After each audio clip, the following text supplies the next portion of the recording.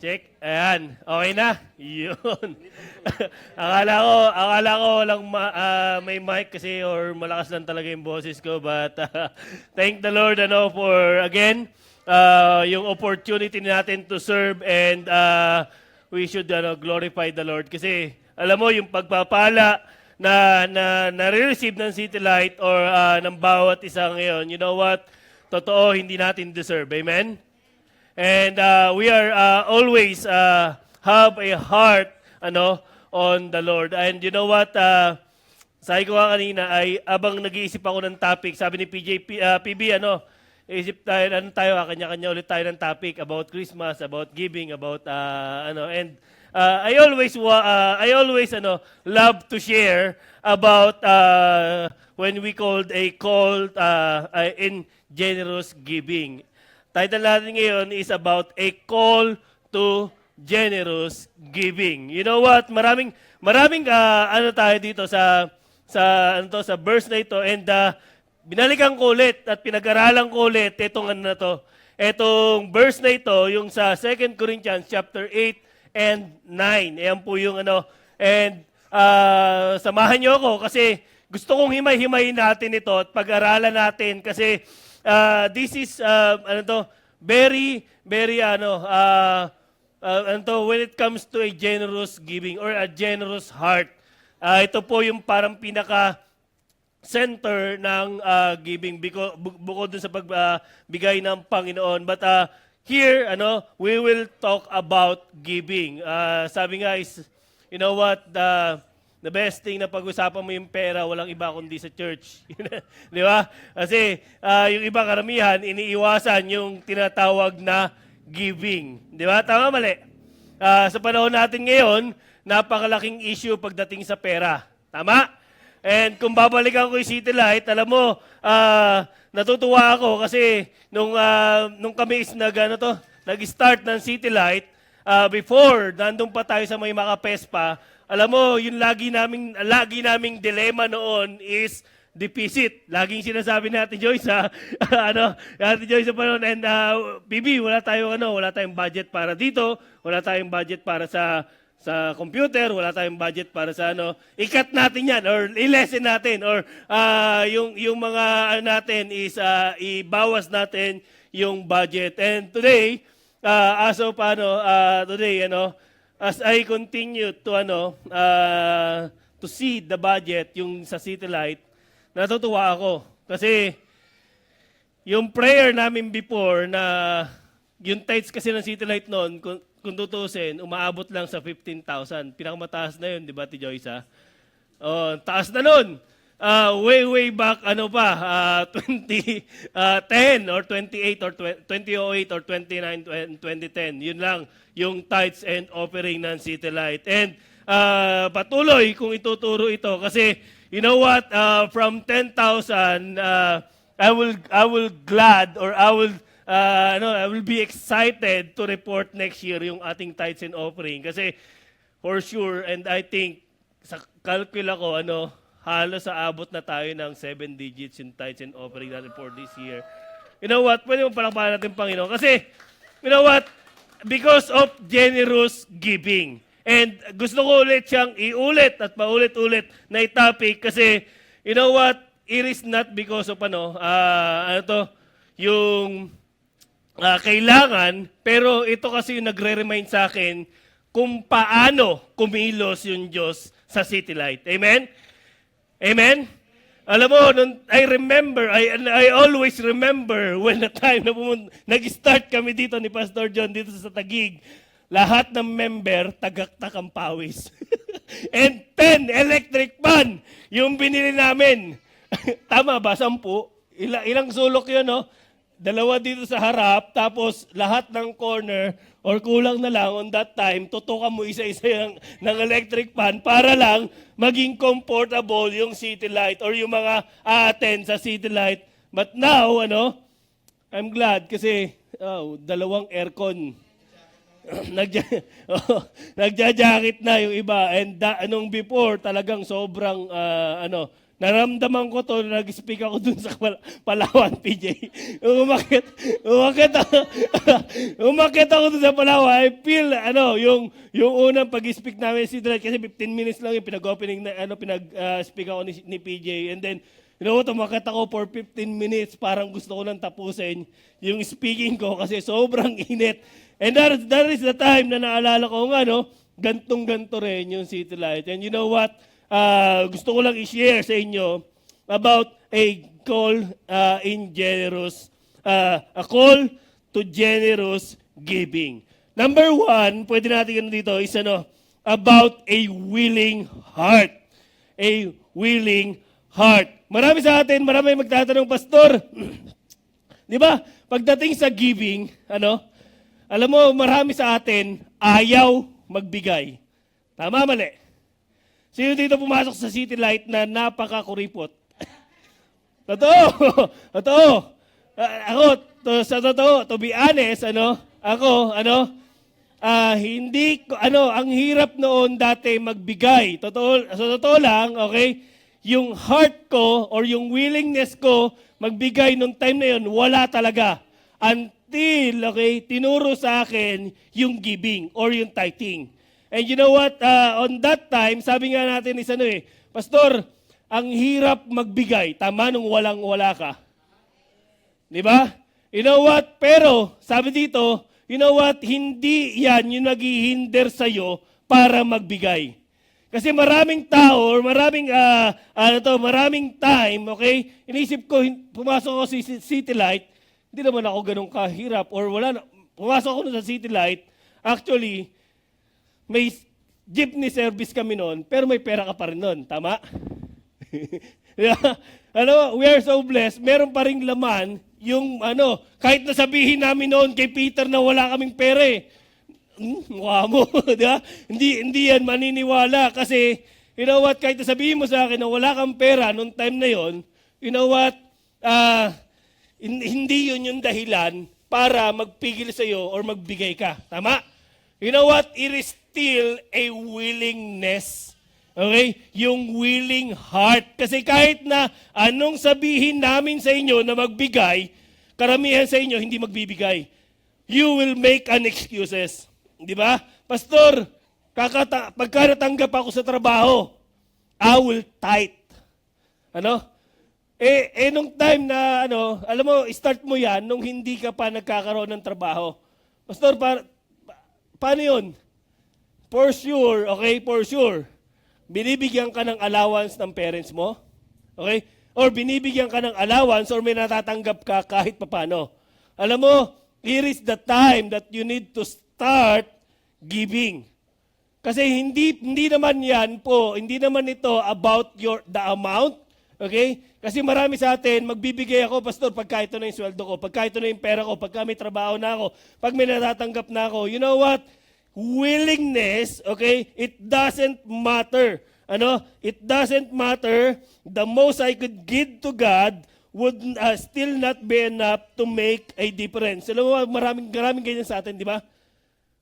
Hindi natin, yung pagbibigay natin, hindi yan, lagi natin binibigyan ng excuses. Alam mo, Pastor, maliit na bagay, sabihin ng 100, you know what? If it is your willingness to give, kahit na gaano kalaki yan. Tama? Kahit na gaano kalaki yung amount na ibibigay mo. You know what? Maraming sabi sa akin, Pastor, kahit naman di ako magbigay, tuloy pa rin ang ministry. Yes. Tama? Tama? Di ba marami sa atin, ganyan. Or marami sa atin is yung kuripot. Ayaw natin, magbigay because yung first requirements ng Diyos is yung willingness. Are you willing to give? Alam mo, the amount is not the issue. Di ba? Hindi issue yung amount. Yung heart natin, yan po yung merong issue. Yung willing heart. Ito yung gusto ko sabihin din sa 2 Corinthians chapter 8 verse 1 to 5. Sabi diyan, "Now I want you to know, dear brothers and sisters, what in His kindness has done through the churches in Macedonia. They are being tested by many troubles, and they are very poor. But they are also filled with abundant joy, which has overflow in rich in generosity. Alam mo, itong Corinthian, okay, sabi dito ni Apostle Paul, yung Corinthian, pinapaalalahanan niya na yung Macedonian, okay, yung Macedonian church, okay, nagbibigay sila. And take note, yung Macedonian, sabi diyan, they are being tested in many troubles. Ibig sabihin, meron silang sariling problema, meron silang sariling trial, and they are very poor. But still, they give. Alam mo yung Corinth? Tama yung word na kuripot. Diba? Kasi yun yung word, okay, kay Corinth. Hindi talaga siya nagbibigay. And kinumpara siya ni Apostle Pablo sa Macedonian Church. Na sinasabi niya, bakit itong mga taong ito, okay, they are in trouble, they are very poor, but they also give. Diba? Yung mindset lang kasi natin or yung mindset ng ng iba na alam mo, mahirap ako eh. Tama? Alam mo, ito yung laging in-establish sa amin ni Pastor John noon, simula pa lang na nagkaroon tayo ng bisita dito. Yung German, sabi niya, huwag kayong magmumukhang kawawa. Totoo to. Bakit? Sabi niya, ilibre niyo yung mga German. Di ba? Pinatikim nila ng balot, nilibre nila ng kung ano sa tindahan or ng mga tugtog. You know what? Kasi hindi naman yan, or yung willingness to give, hindi porke mayaman sila or kaya lang bumili, hindi na natin sila kayang bigyan. Tama? Kaya alam mo, yun yung unang, okay, nung may bisita. Sabi mo, Pastor John, we should give. Alam mo, minsan niisip ko noon pag kami bisita, dati, ika lang, ano yan eh, ano to? May blessing. Pero hindi. Alam mo, iniisip namin, ano yung pwede naming ibigay din sa kanila. Kasi, you know what? Yung willing heart, ibig sabihin yan, it doesn't matter kung gaano kalaki. You know what? They would appreciate yan kung sino man yung pagbibigyan mo. Kahit na, okay? Alam mo yung tipong napakaliit na bagay, di ba? Sumakay pa ng jeep, ilibre nyo ng pamasahe, di ba? Alam mo, there is a willingness of the heart, okay? Yan yung unang requirement sa atin ng Panginoon. Sabi doon, kung maaalala nyo rin, nung binuo yung temple, okay? When time of Moses, okay? Sinabi doon, who is willing, papagawa natin tong yung temple, okay? And you know what? Nag-overflow yung blessing. You know what? First step, okay, na kailangan mong gawin or para ikaw is maging generous is, you know what? A willing heart. You know what? There is no criteria, okay? There is no special part. You know what? Just give. Sabihin ko sa inyo, malaki or maliit na amount yan, if you are willing to give, you will give. Alam mo, dati, nung time na nandun pa ako, naalala ko dun sa Coron, may pangalan dun may best in giving. May best tither, You know what? Oh, meron yan, di ba, Teayi? May nakalagay dun na nakalagay dun. Tapos, dati naalala ko, sabi nga niyan sino ba yung nagpaalala sa akin? Dati, may pangalan yung tithes and offering natin, di ba, Tio Isa? Alam mo, and, okay, parang, alam mo, dati, ganun yung and you know what, naalala ko yun, natatawa na lang ako kasi, you know what, it doesn't matter kung gaano kalaki o kaliit yung binibigay mo. But it is still the same impact na binibigay mo para sa Panginoon. Okay? Sabi ba dito sa verse 3, for I can testify that they give not only what they can afford, but far more. And they did it in their own free will. Alam mo, mas masarap, okay? yung binibigay mo yan ng kusa. And actually, okay, yung sinasabing free will dyan, hindi sila napilitan. You know what? Dati, lagi ko naalala to, tinanggal na natin yung tithes and offering na yung box. Kasi, before, nag-head kami ng ushers. Di ba? Naalala ninyo dati, every Sunday, kapag ka ikaw yung dadaanan ng ushers, okay? Anong ginagawa mo? Minsan, di ba, pagka ikaw is dapat pressure tayo, di ba? Kaya, actually, bank account na tayo and nandun na sa gilid. Kasi, yung ushers dati, minsan, ang tagal mong kumuha. Di ba? Minsan, dati ewan ko minsan, pagka alam mo na kung sinong pupuntahan mo, no? And kapag ka yung tao, o hindi talaga giver, alam mo, ang tagal niyang bumunot. Kinakaba niya pa sa bulsa niya, kung alin dyan yung 500, 100, di ba? Then, alam mo, prayer ko doon, minsan may kamali ka sana ng hugot eh.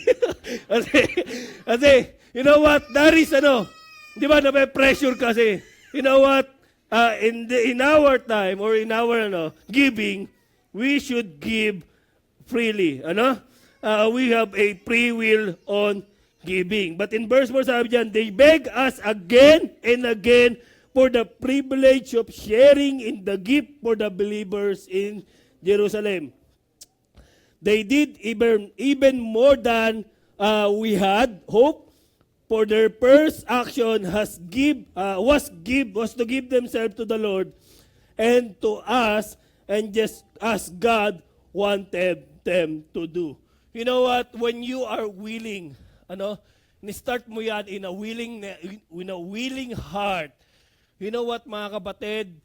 Yung pagbibigay, mas mabilis ka nang magbibigay pagka may nangangailangan. And ito pa, you will beg.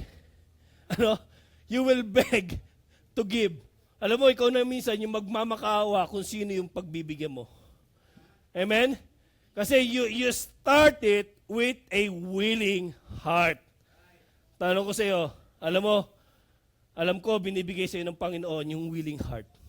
Right now, okay? If you have a willing heart, the next is what? An open hand. An open hand. Marami sa atin kapag ka nagbibigay ganito. Nakasara yung palad. You know what, mga kapatid, when it comes to giving, okay, lagi ko sinasabi sa inyo, you should be an open hand. Sabi dito sa verse 10, sabi diyan, here's my advice, it will be good for you to finish what you have started year ago. Last year, you were the first who wanted to give. And you were the first to begin doing it. Marami sa atin is this. Alam mo, ito yung nakakalungkot sa Corinth. Sabi diyan, alam mo, ikaw Corinth, okay? Nagbigay ka na dati, you started in giving, okay? Pero ngayon, ano nangyari sa iyo? Na-stop na, okay, yung iyong pagbibigay. Ano nangyari? Ayun yung sabi ni Apostle Paul. Sabi niya, alam mo, yung pagbibigay mo is na-stop. Now you should finish what you've started. Let your eagerness you showed in the beginning be matched now by your giving. Give in proportion to what you have. Alam mo, ito yung yung eagerness daw niya dito, nawala. Parang, alam mo, yung isang bagay or isang proyekto ng Panginoon, you know what? Marami sa atin, okay? We are willing to do the work of God. Amen? When you preach, when you hear the preaching in giving, you give. But along the way, ano nangyari? Sabi diyan, hindi mo na naitutuloy yung iyong commitment para sa Panginoon.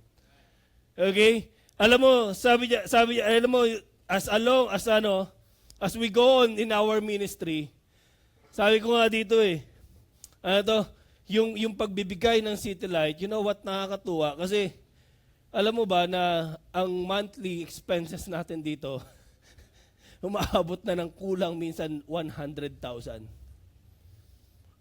You know what? Minsan yung event ng Saturday service, ang laki. Yung basketball, ang laki. Yung tawag dito, yung opportunity na binibigay sa atin ng Panginoon, isang laki. But you know what? Ang gusto ng Panginoon dito is yung open hand.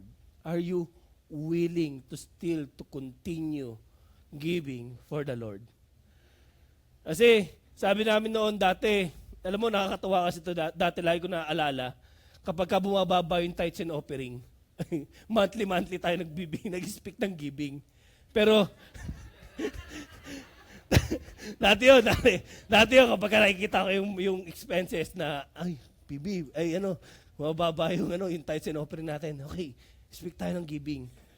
Pero ngayon, nakakatuwa kasi, hindi ako nakita ko yung monthly, yung natin yung tithes and offering. Kung magkalala, hindi mababa.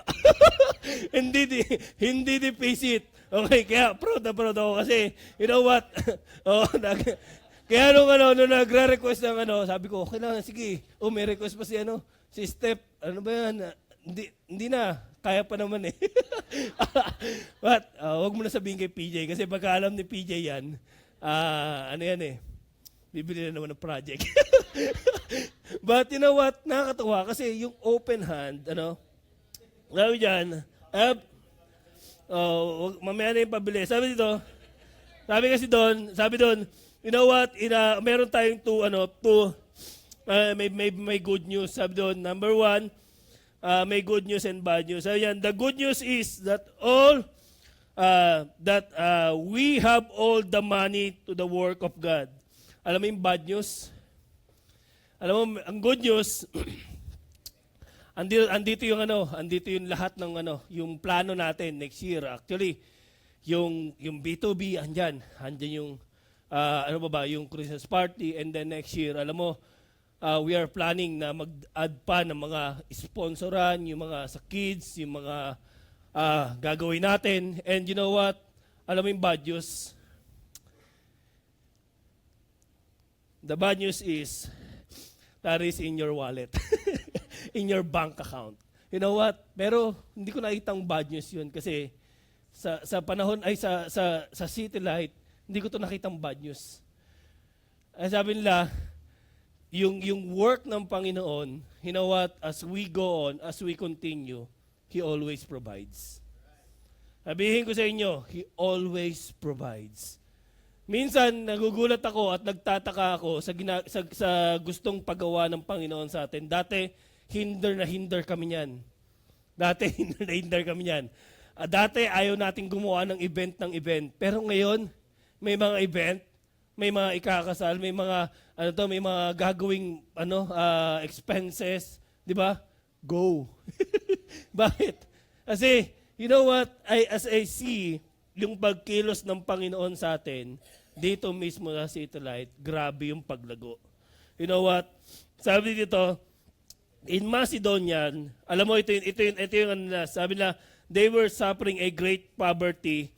These Christians were already in financial straits due to persecution. A series of earthquake and crops failures forced them into a deeper poverty. However, in spite of their poverty, they are willing collected offerings to aid a Christian friend in Jerusalem. That's why Paul was moved by their love and willing that he taught every church and established the same form of giving.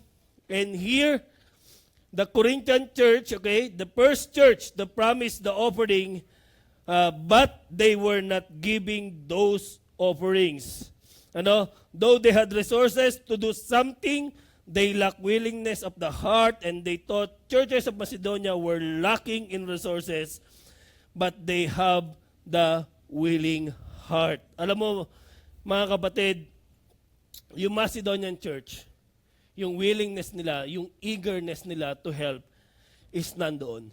Yung open hand nila to help is nandoon. You know what? Nagtataka ako dito sa City Light kapag ka merong kailangan, alam mo, pagka merong nangangailangan, dati, I always put in a message ng manghihingi tayo. Nagpapaambag, nagpapaganito. You know what? Right now, I can say, pag may kailangan ng church, hindi nyo na kailangan magambag. You know why? Because you are faithfully giving in the Lord. Yan yung heart ko na nakita ko dito sa City Light. Kasi if you are continually giving to your tithes and offering, hindi nyo na kailangan malimos sa City Light. Di ba?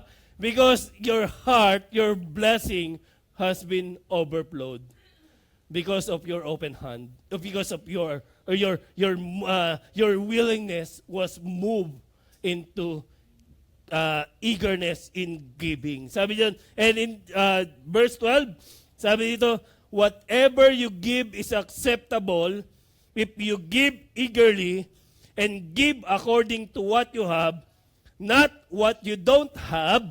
Okay? Of course, it doesn't mean your giving should make life easy and others hard for themselves.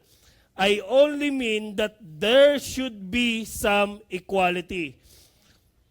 Alam mo, anong tawag dito? Dito, in City Light, we are not saying na kapag ka nagbigay ka, ibig sabihin nun, gagaan yung buhay mo. We're not the prosperity gospel. Ibig sabihin, alam mo, na kapag ka nagbigay ka, di ba? Babalik sa iyo ng Diyos or babalik sa iyo ng Diyos yung mo, at sabi niya, ilabas ang payong at bibigay yung saluhin ng swerte. Hindi po tayo ganon. You know what? Hindi gagaan ang buhay mo. You know what? Alam mo, I know that it overflows the blessing in your heart. That's why you give. Di ba? You are blessed already. That's why you will give. Di ba? Hindi mo kailangan na gumanda, pagpalain, ma-promote ka bago ka magbigay. You know what? Ngayon pa lang, blessed ka na. In whatever your status right now, yan ang sabi ng Panginoon, you are blessed. Hindi mo kailangan ng blessing para magbigay.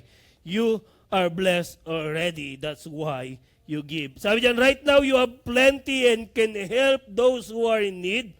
Later, they will have plenty and they can share with you what you need. In this way, things will be equal. As the scripture says, those who gathered a lot had nothing left over, and those who gathered only little had enough. Alam mo, mga kapatid, sabi diyan, alam mo, hindi ako kontra kapag gusto mong yumaman. Gusto kong pagpalain ng Panginoon. Payamanin ng Panginoon. Walang problema dyan. But you know what? Kaya ka pinagpapala ng Panginoon is to share it with other people. Amen? Alam mo, itong concept na ito, sabi ko nga lagi namin sinasabi ni PJ na gusto namin sana doon kayo makita, may sumama kayo. Not only, okay, para ma-experience mo yung gala, ma-experience mo yung pleasure, but to see how blessed you are. Why? Because you would see, Pastor, blessed pa pala yung City Light, no? Kahit na, kasi lagi na namin, lahat ng pinupuntahan namin ni PJ may tawag to, may church, may place na sila. But you know what? Still, blessed pa rin tayo. Amen? Kasi, you know what? O nga, may place nga sila, wala naman silang aircon. Di ba? May place nga sila, wala naman silang poging pastor. Di ba? You know what? Buti. I belong. Alam mo, but you know what? Nakakatuwa kasi, hindi yan yung kailangan ng Panginoon sa atin. Sabi diyan, you know what? You are blessed. That's why you need to share it with other people. You need to share your burden to them.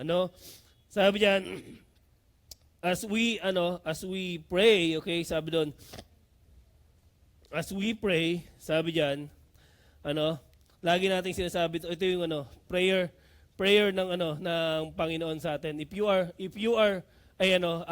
open hand, if you are a open in your finances, sabi yan, I will teach you how to pray. Sabi dito, di ba, you know the prayer of Jesus Christ, sabi doon, Our Father, which are in heaven, hallowed be your name, thy kingdom come, thy will be done on earth as it is in heaven, di ba? Would you agree that? And then, I will teach you to pray, okay, on our finances. Sabi diyan, Our Father which art in heaven, hallowed be your name, and your holy name.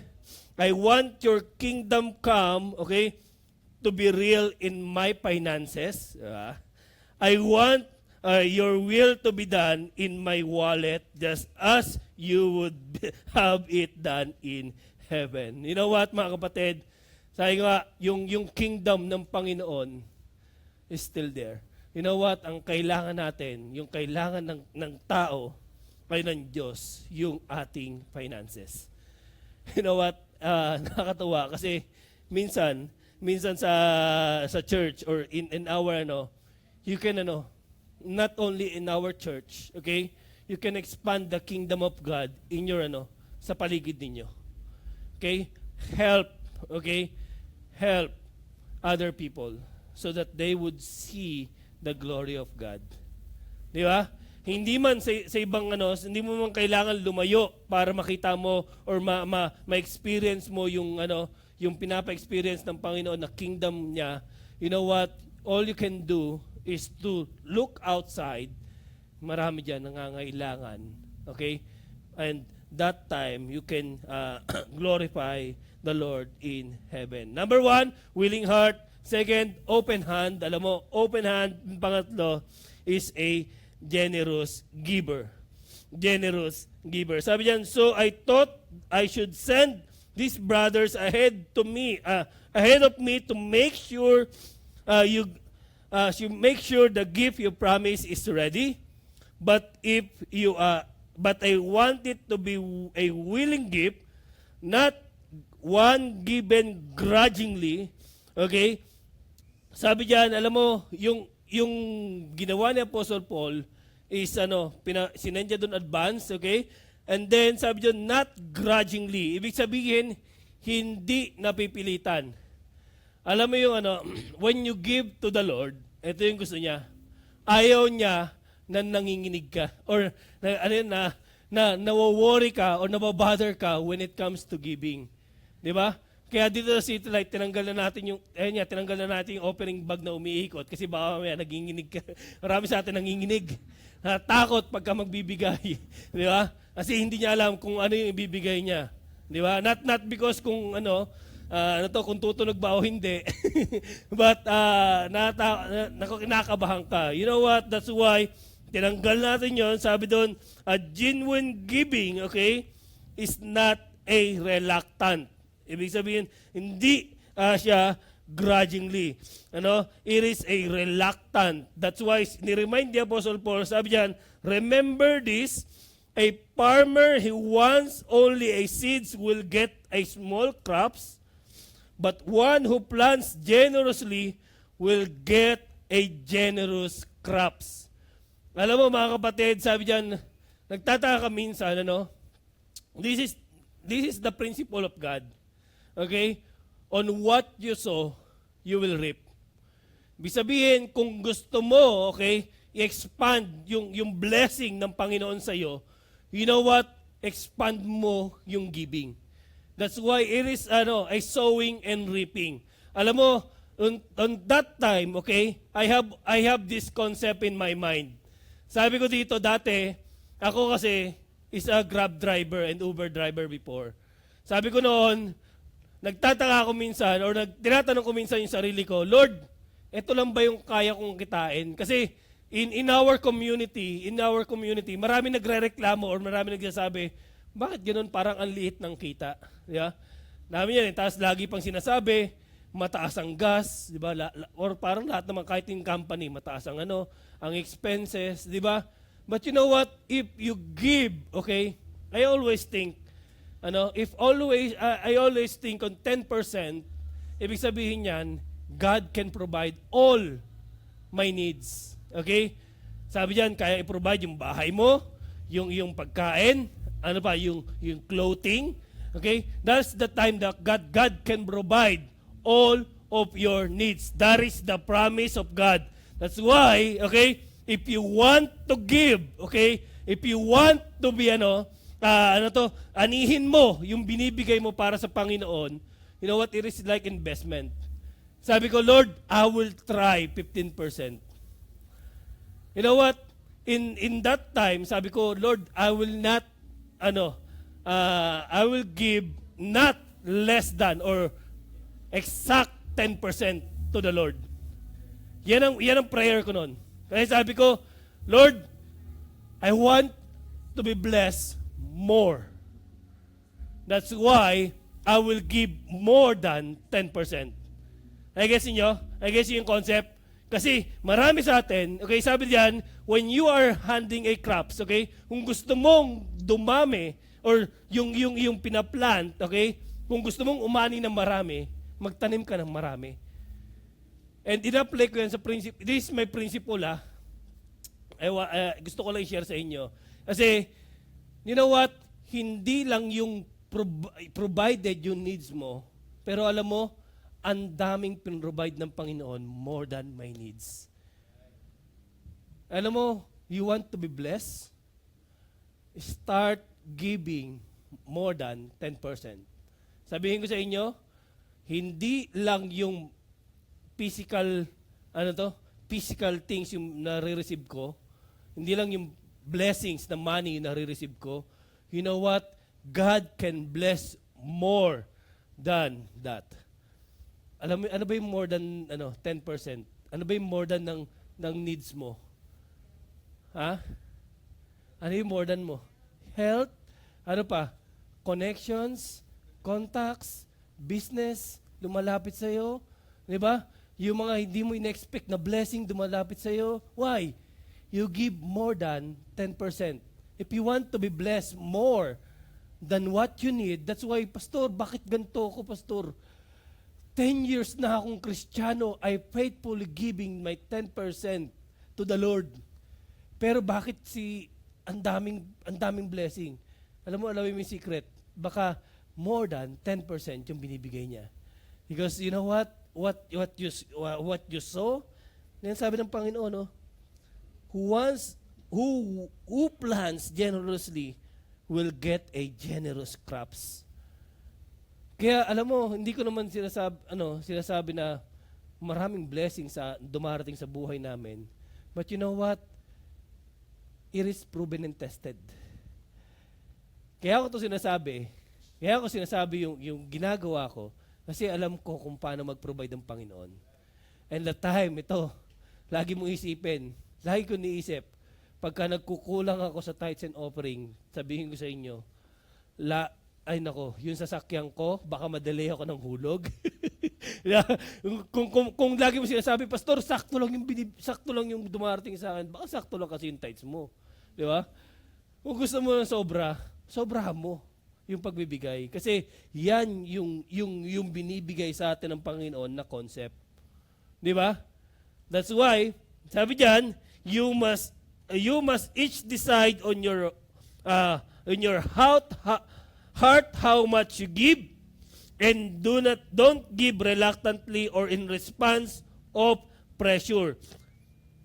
For God loves a cheerful giver. Who gives cheerfully. Sabi diyan, alam mo, sabi daw, you must decide. You must each decide in your own heart. That's why yun yung heart ko. Okay? Ibig sabihin, alam mo, ito yan. Kapag ka ikaw is magbibigay, dapat nilalagay mo na ng amount. Okay? At nilalagay mo na yung sarili mo kung saan ka magbibigay. Kasi marami sa atin ganito. Pastor, kasama ba dyan yung pagbibigay mo dun sa mga badyaw or sa mga nanlilimos? Okay? Hindi, totoo to, for reality. Kasi minsan, baka sinasabi mo, pagka hindi ka nagbigay sa mga badyaw, hindi ka na generous. Di ba? Ito kasi yan, you must decide right now. Ibig sabihin, when I will give to them, okay, hindi na amount. Or sometimes, ikaw, bahala ka kung ano yung decision mo. Kasi, ganito yan yung mahalaga, hindi ka napipilitan. Ganito yung sinasabi ng Bible. You must decide, okay, when there is someone, or pag meron kang ibibigay. Or for example, may birthday, or may gusto kang regaluhan, you must decide, okay, kami mag-asawa ni Eunice, alam namin kung hanggang saan yung limit. Okay?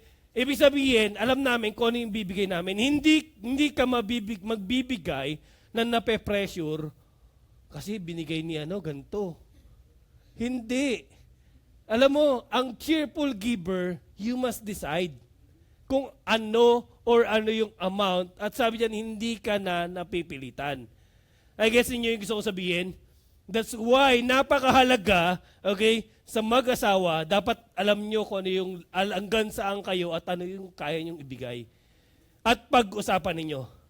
Kasi yan po, yung sinasabi ng Panginoon, you must each decide in your heart, okay, how much you give. And you don't give reluctantly or in response of pressure. That's why, alam mo, hindi masama kung hanggang 1,000 lang yung gusto mong ibigay. Hindi masama kung hanggang 500, 200, lalo especially yung mga may ninong at tinaanak, yung mga ganyan, di ba? Alam mo, hindi mo pwedeng sabihin na, ay, kuripot to si gantong ninong. Hindi. Napag-usapan nila yan. Decided sila dyan and they would happy to give it. Di ba? Tama, mali. Ganyan yung concept na binibigay sa atin ng Panginoon. You must decide. For God loves who gives cheerfully. Ang sabi dito, and God will generously provide all your needs. Then you will always have everything you need and plenty of leftover to share with others. Grabe, no? Alam mo, when God bless you, okay, it overflows. And when it overflows, sabi diyan, you have a plenty left over to share it with others. Grabe. Kaya nakakatuwa kapag hindi dahil mapagbigay ka, you know what? It is because umaapaw yung pagpapala na binigay sa iyo ng Panginoon. You know what? Mga kapatid, if you experience that kind of blessing, sabihin ko sa inyo, you would also love to give. Tama? Alam mo, kaya natutuwa ako sa City Light, ang daming umaapaw na pagpapala. That's why excited sila. Sabi nila, Pastor, hindi ka yun? Yung ibibigay ko sa iyo or yung ibibigay namin sa iyo, wait lang, ha? Andyan lang. You know what? Because of your heart. Sabi diyan, as the scripture says, they share freely and give generously to the poor. Their good deeds will remember forever. God is the one who provides seed for the farmer and then the bread to eat. In the same way, He will provide and increase your resources and then produce such great harvest and harvest of generosity in you. Okay? Naniniwala ako, ito mga kapatid, sabi dito, He will provide or He will increase your resources to produce. Alam mo, kaya ito naniniwala ako, kung ikaw nagtatrabaho, and if you are regular, and you are a giver, okay? Alam mo, ito po yan, He will increase your resources. Ibig ko sabihin, alam mo, yung sideline, pumapasok. Di ba? Alam mo, sino naka-experience ng ganyan? Bibigyan ka ng ganitong trabaho, bibigyan ka ng ibang sideline because of your yan yung ng Panginoon sa atin. And then sabi diyan, for God, sabi diyan, and you will be enriched in every way so that you can be also be generous. And when we take your gifts to those who need, they will thank God. They will thank God. So two things will result from this ministry of giving. The needs of the believers in Jerusalem will be met, and that they will joyfully express their thanks to God. Di ba? As their result of your ministry, they will give glory to the Lord, for the generosity to them and to all believers will prove that you are obedient to God, to the good news of Christ, and then they will pray for you with their deep affection because of the overflowing grace has given to you. Thanks God for this gift to wonderful for words. Alam mo, mga kapatid, ito yung pagka nakaranas ka ng overflow na blessing, isinare mo to sa ibang tao, they will praise God, and then ano sabi diyan? They will glorify the Lord, and ito yung pinakamaganda. You know what? This is the best blessing. Alam mo, kami, when we give, alam mo, it is the best thing na, yung balik sa atin kapag tayo is nagbibigay. Alam mo kung ano? Is yung prayer. Is yung prayer. You know what? Sabi dito, sabi diyan, no? They will pray for you with deep affection because of your overflowing grace God has given to you. You know what, mga kapatid? Sabi nga sa inyo, when you give, when you share to other people, you know what? Hindi natin expect in return, but the best thing na gagawin niya sa inyo is pag-pray niya kayo. You know what? Yan yung the best thing na pwede mong gawin pagka pinagpala ka ng isang tao, binless ka ng isang tao. You know what? Hindi mo naman yan kailangang ibalik in return in money. You know what? The prayer, yung deep affection in prayer is the best blessing that you can give to them, so that they should glorify the Lord. Sabi dito, all giving must be done from your heart that loves the Lord and His people, because of the person and work of Christ.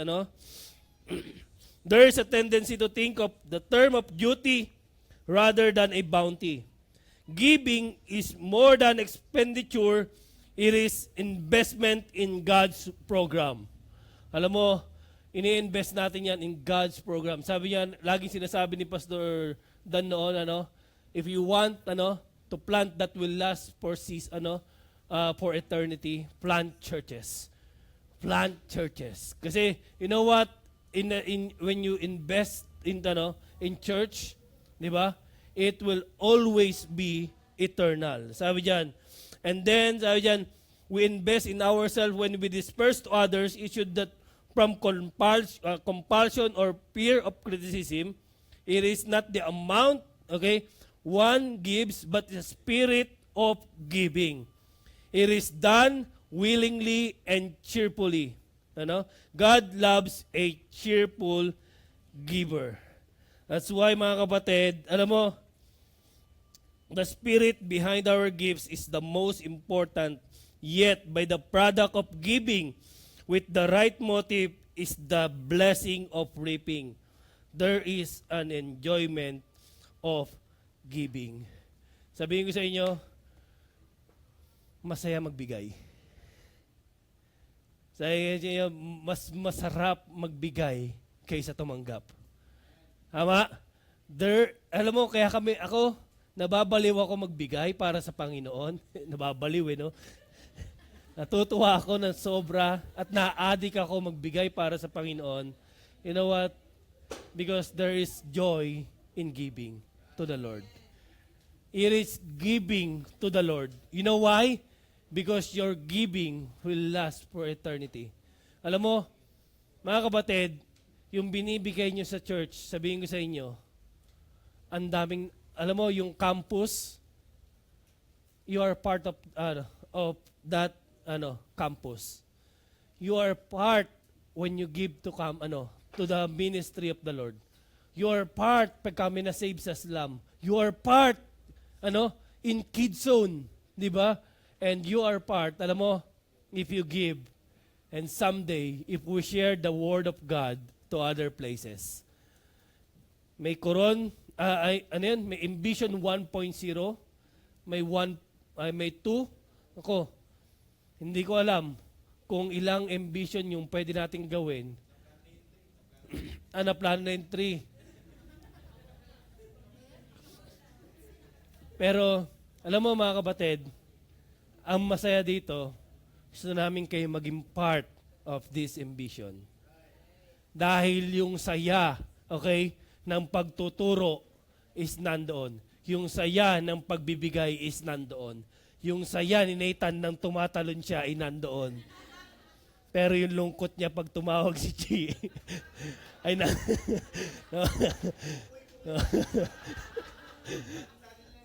saan na yun, Sabi ni Nathan doon, ang sarap ng pagkain doon. Tanong ni Chi, ano mas masarap? Luto ko, luto dyan. But it always reminds us, the beauty of giving to the ministry of the Lord. Pwede ba tayong lahat manalangin?